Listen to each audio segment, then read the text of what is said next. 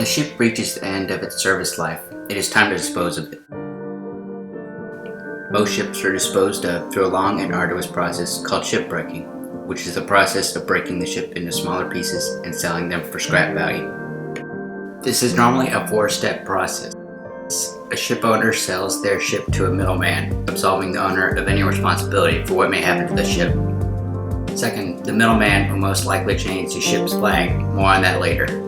Then, the middleman sells it to the highest bidding shipbreaker. Third, the breaker will cut the ship into small pieces. Finally, the breaker will sell the pieces for scrap value. In 2018, that was $430 per ton. Hot-rolled steel, or rebar, mills are the biggest consumer of these scraps. In a rare case where the merchant has no concerns about liabilities, they may eliminate the first step and sell directly to the breaker. However, this is less profitable for the merchant.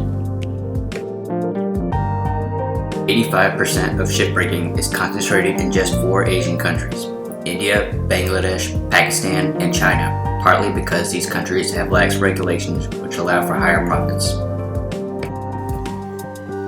The Guardian reported that ship owners can earn an extra $1 to $4 million, that's $740,000 to €2.96 million per ship when selling to Asian yards via cash buyers, instead of opting for recycling yards with higher standards.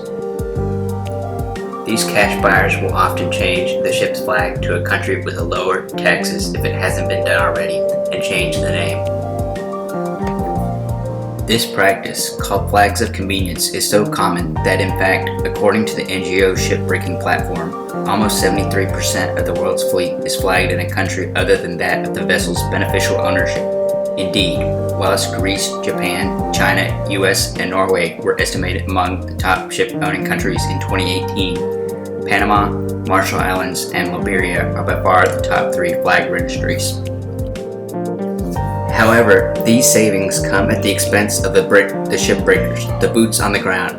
The Guardian reported that some shipbreakers earn just $3.20 a day, which may constitute 14 or more hours of work. The bottom line here is, by using unscrupulous practices, multi-billion-dollar shipping companies are cutting costs on shipbreaking, while the breakers are paid less than half the US minimum wage. Worse, the breakers are dying on the job.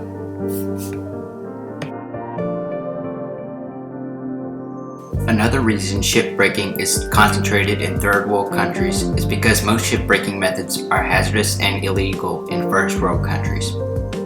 Shipbreaking is a form of recycling and refuse collection, which is the 5th most lethal occupation in the world.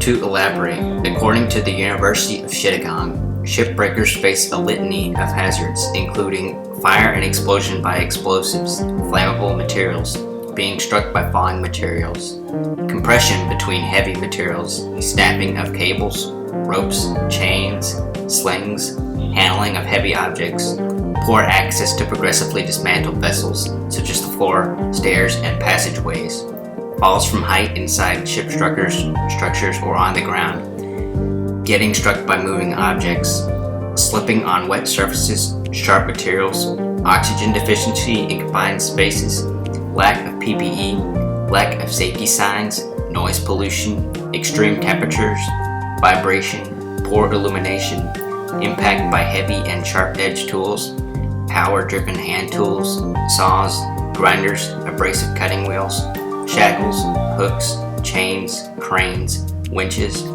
hoisting and hauling equipment, lack of safety guards in machines, poor maintenance of machinery and equipment, toxic marine organisms, risk of communicable diseases transmitted by pests, vermin, rodents, insects, and other animals that may infest the ship, being bitten by insects, snakes, and other organisms, infectious diseases such as TB, malaria, dengue fever, hepatitis, respiratory infections, etc., repetitive strain injuries, awkward postures, repetitive and monotonous work, excessive workload, long working hours, shift work, night work, temporary employment, mental stress, strained human relations such as aggressive behavior, alcohol and drug abuse and violence, poverty, low wages, being underage, and lack of education and social environment. This is a video from Charles Kernighan, who is the director of the National Labor Committee. And the loaders do nothing all day but pick up those big sheets, hoist them up, and put them on their shoulder. The things weigh like tons. And it's so heavy that they have a chanter who holds on to the back of the metal and chants, and you have to step in unison. If you step out of chant, the thing's going to crush you. They resemble slaves, and they're walking around either barefoot and flip-flops over broken metal and glass. They have no safety gear, so it's not like they go in with hard hats. They don't go in with visors because due to these hazards, the shipbreaking industry is notorious for frequent injuries and fatalities. The NGO Shipbreaking Platform reported that in 2010, yards around the world officially reported a combined 46 deaths. However, it also said that many deaths are covered up by corrupt yard owners, or yard owners who are covering up possible evidence of unsafe working conditions, like long-term exposure to asbestos. A cursory internet search corroborates this statement. This is just a small part of what makes refuse and recyclable material collection the fifth most lethal occupation in the world, with 33.4 per 100,000 workers dying per year on average. To make matters worse, many of these impoverished shipbreakers have large families to provide for.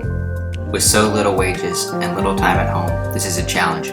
With their wages, many of the breakers can scarcely afford food for their families, much less medical care for themselves.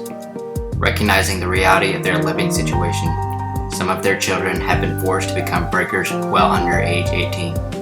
The bottom line for the breakers is that the yards are robbing them in ways that extend far beyond their wages.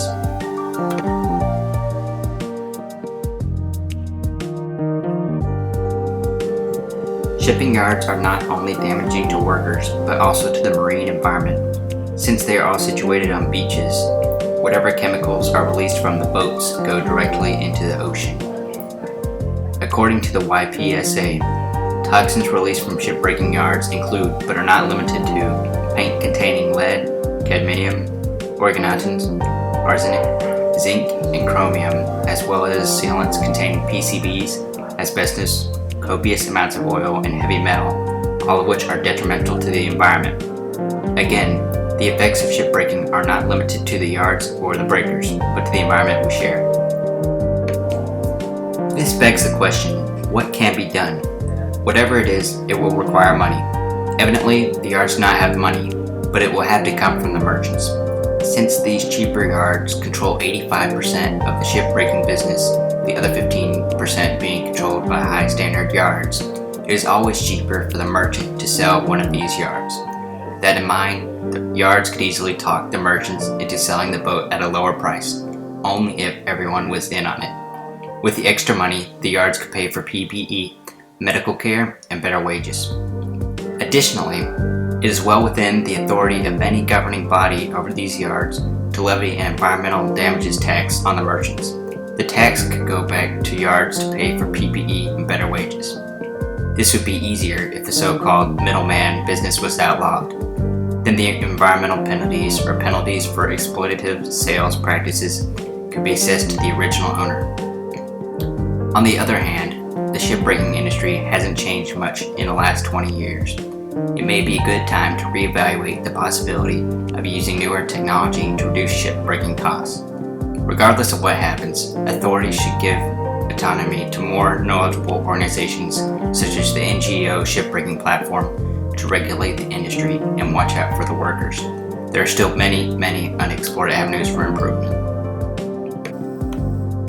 The existence of the shipbreaking industry is contingent on the existence of compromises that shouldn't have been made. Without clientele who compromise the safety of hundreds of workers for higher profits, the shipbreaking industry wouldn't exist. Without compromising on standard environmental regulations, shipbreaking would be very technical and expensive, but it would be worth it if the breakers would be safe and shipbreaking was no longer a threat to the marine environment. That said, shipbreaking is just one of many industries that depend on such compromises from which people are suffering. Most people are aware of slavery still prominent in the process of making cocoa, for example. As technology advances, many more industries will be created. With the creation of each one, there will be many more changes to make compromises. To avoid another case of the shipbreaking industry, society must choose to optimize but never to compromise. I hope you enjoyed this documentary, and thanks for watching.